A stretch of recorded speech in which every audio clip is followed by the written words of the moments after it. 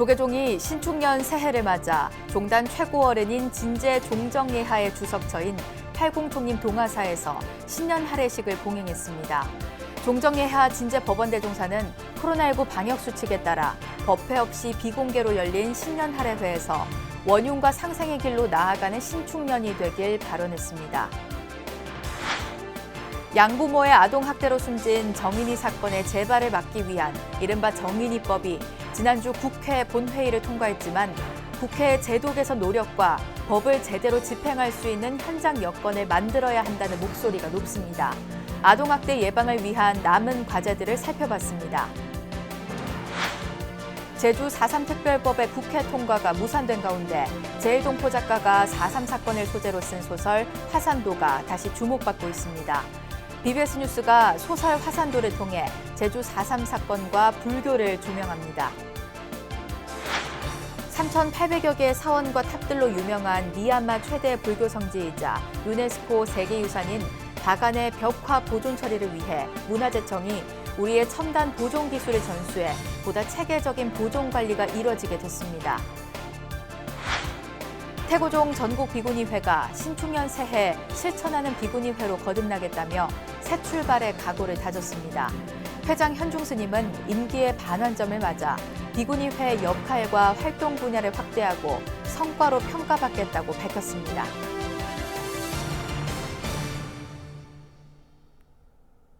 여러분 안녕하십니까? 1월 13일 수요일 BBS 뉴스입니다.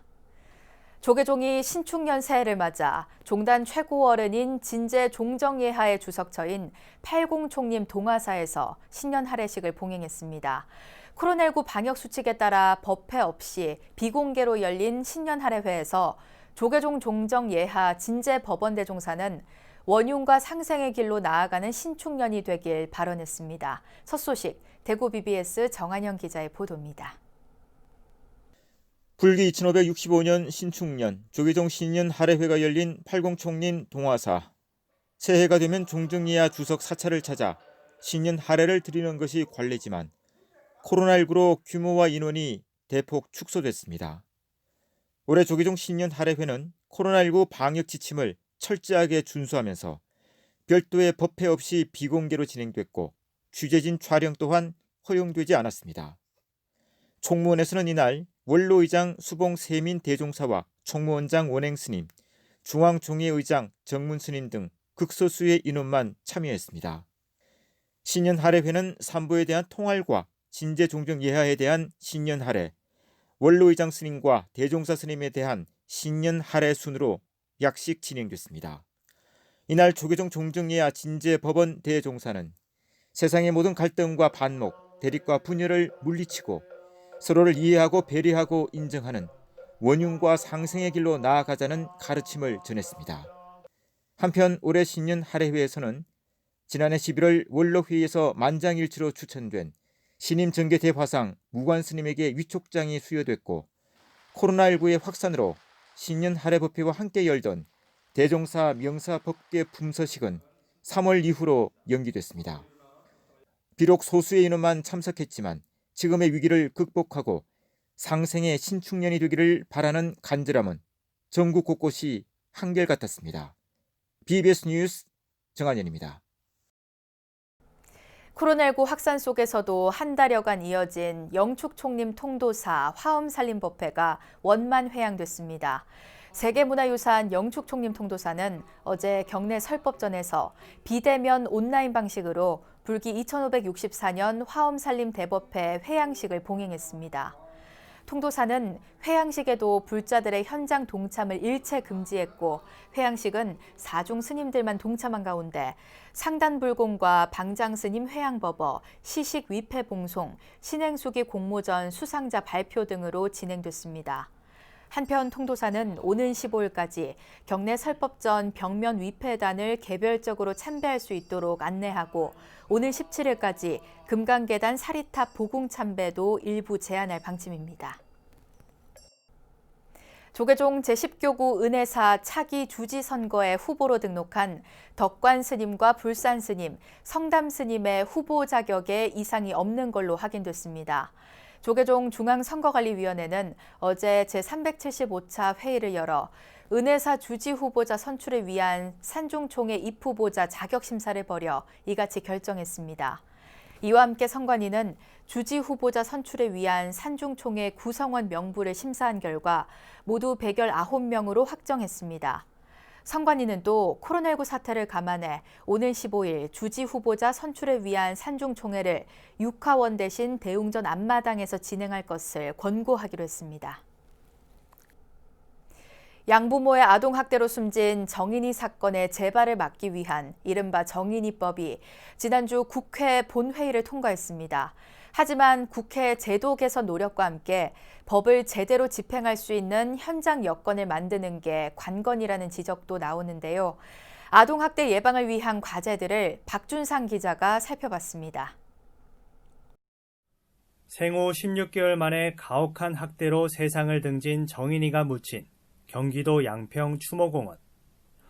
정의나 미안해라는 말로 표현하는 어른들의 뒤늦은 후회는 우리 사회의 제도 개선과 아동에 대한 관심을 촉구하는 목소리로 이어지고 있습니다.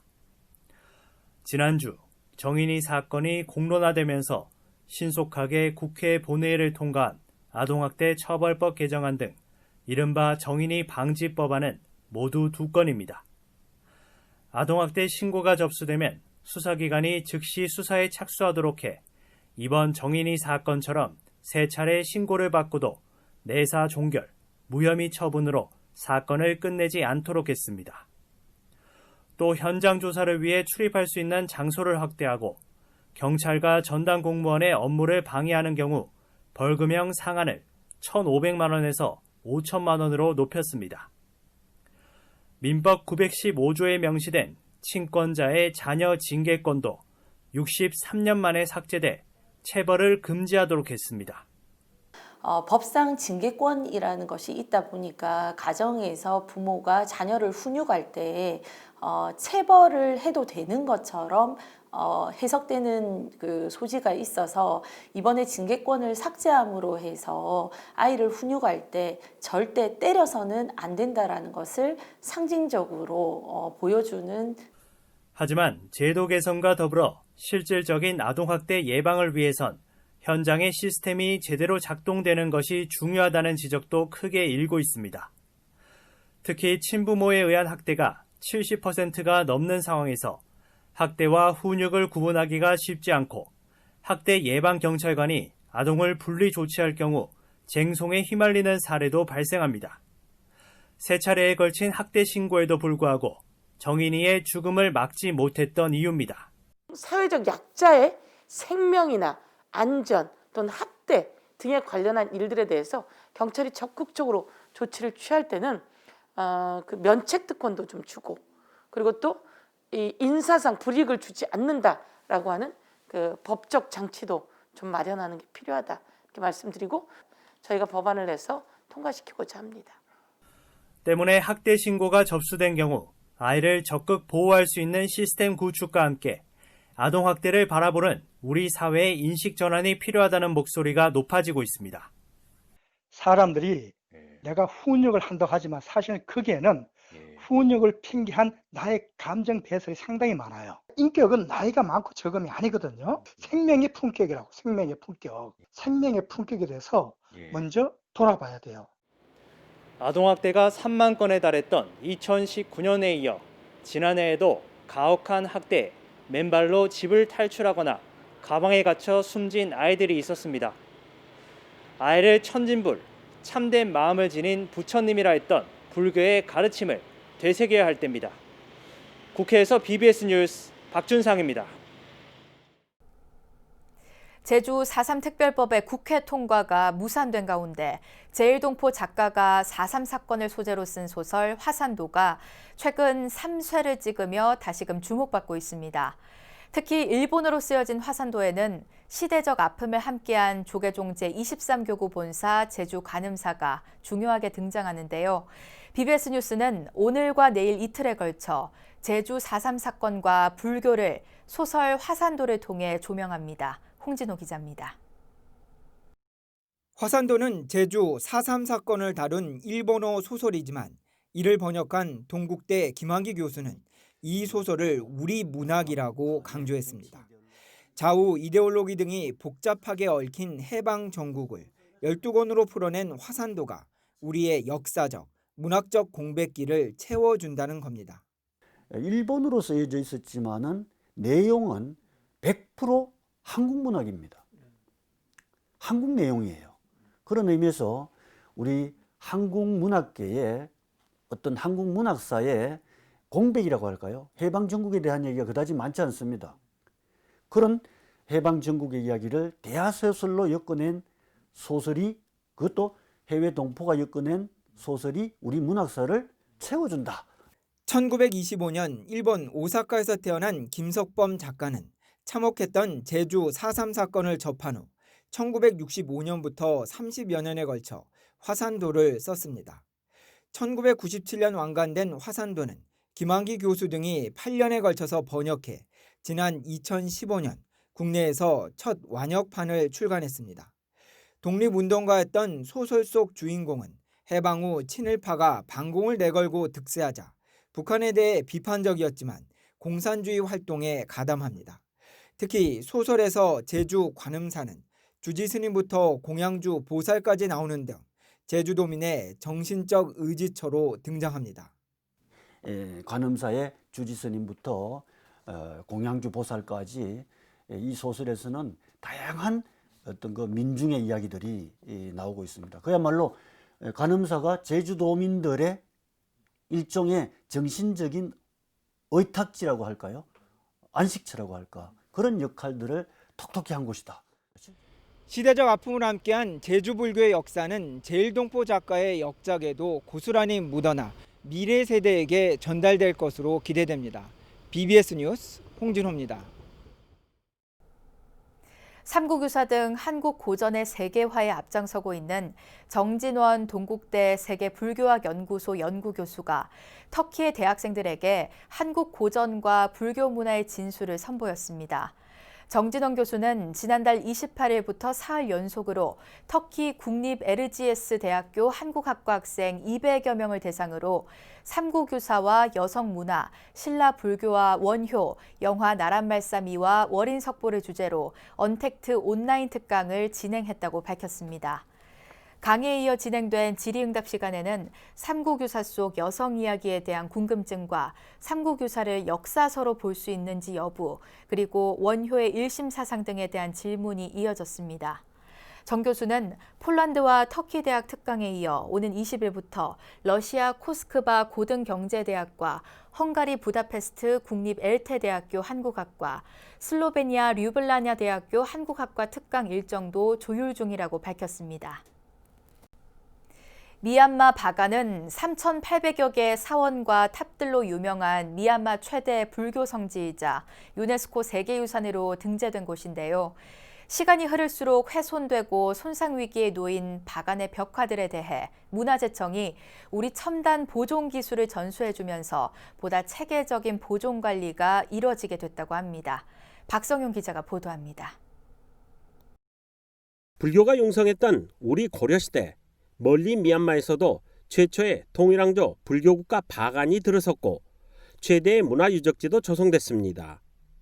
현재까지 남아있는 3,800여 곳의 사원과 불탑들은 지난 2019년 유네스코 문화유산으로 등재될 정도로 세계적인 문화유산으로 각광받고 있습니다. 문화재청이 최근 이곳 미얀마 바간의 고고학 박물관에서 미얀마 종교문화부 장관 등이 참석한 가운데 벽화 보존 관리 매뉴얼을 현지 당국에 전달했습니다. 사업을 이제 착수하게 된 거는 이제 바간 지역에 2016년 8월에 이제 6.8의 이제 지진이 발생했습니다. 그러면서 4대 교교소의 사원이 이제 지진 피해를 입었고, 그 과정에서 이제 그 유네스코의 이제 도움 요청에 따라서 저희 나라에서 이게 참여를 하게 되었습니다.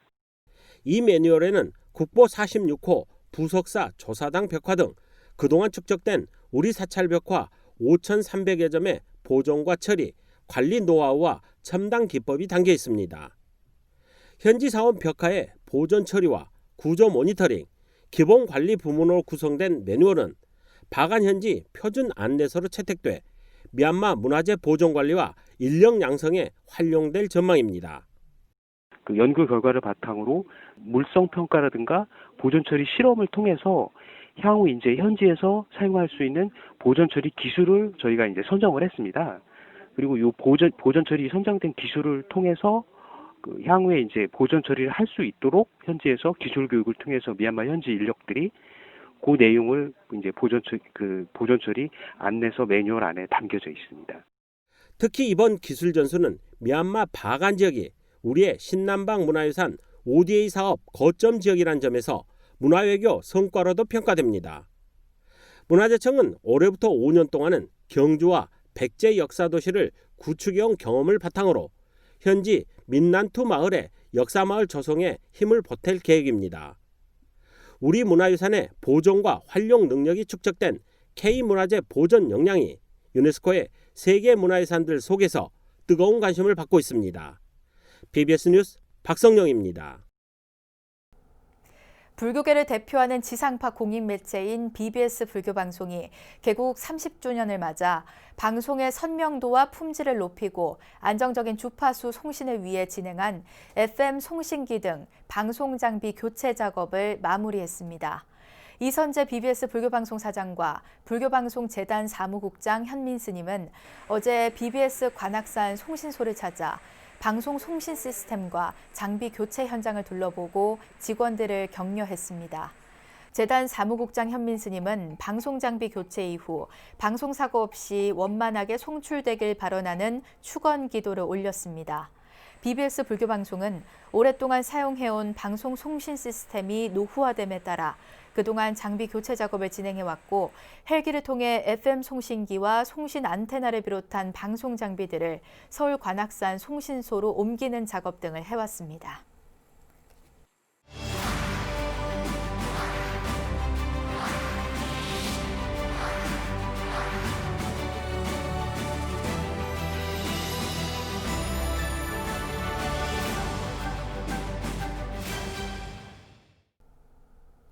태고종 전국 비구니회가 신축년 새해 실천하는 비구니회로 거듭나겠다며 새 출발의 각오를 다졌습니다. 회장 현중 스님은 임기의 반환점을 맞아 비구니회의 역할과 활동 분야를 확대하고 성과로 평가받겠다고 밝혔습니다. 권송희 기자가 보도합니다. 태고종 비구니 스님들의 대표 조직인 전국 비구니회가 회장 현중 스님의 임기 후반기를 맞으면서 새로운 도약을 위한 행보에 본격 나섰습니다.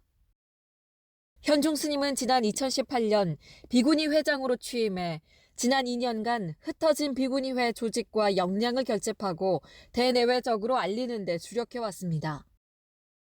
전 세계 여성 불교 리더들이 함께하는 샤카디타 세계 여성 불자 대회 동참해 차세대 여성 불자들이 세계 무대로 나갈 수 있도록 발판을 마련했고 애국 열사를 위한 추모 위령제, 인도 다람살라 성지순례와 자비 나눔 활동 등을 펼쳤습니다. 운집할 수 있는 일을 먼저 집행부가 먼저 하자 이렇게 해서 대내적인 일을 많이 해나갔습니다. 이제는 정말 전국 비구니회가 태고종에도 있구나. 비구니 승가로서의 그런 아주 권위와 어떤 책임을 다하고 있구나. 이런 평가를 받게 됐어요. 현중 스님은 그동안 성과도 있었지만 보완해야 할 과제도 있다면서 새해에는 실천하는 비구니회로 이끌어가겠다는 각오를 다졌습니다. 부처님 법으로 배운 우리 깨달음의 세계, 지혜의 세계를 실천을 통해서 뭔가 조금 더 업그레이드 시켜야 되겠다. 자비를 실현할 수 있고 실천할 수 있는 비구니회는 탈불교 시대 종교 간 화합과 상생, 교류를 위한 회칙 개정도 고려하고 있습니다. 또 코로나19 위기에 대응해 비대면 포교를 늘리고 비구니 스님들의 권익 향상 외에도 산하봉사단체 결성 등 사회적인 역할과 활동 영역을 더욱 확대하겠다는 구상입니다.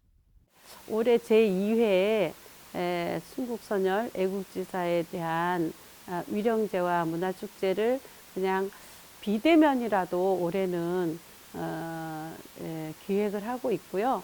기후 때문에 지금 이렇게 저희가 또 이런 한파도 오고 여름에는 뭐 폭우가 쏟아져서 뭐 그렇게 고생을 하고 어떤 단체가 같이 일어나서 같이 조직적으로 해야 되지 않을까.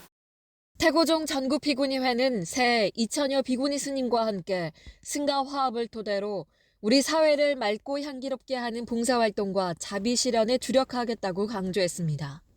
BBS 뉴스 권송입니다. 대한불교 진각종이 코로나19의 조기 종식을 기원하며 화합과 동참으로 진각 100년을 향해 나아가겠다고 서원했습니다.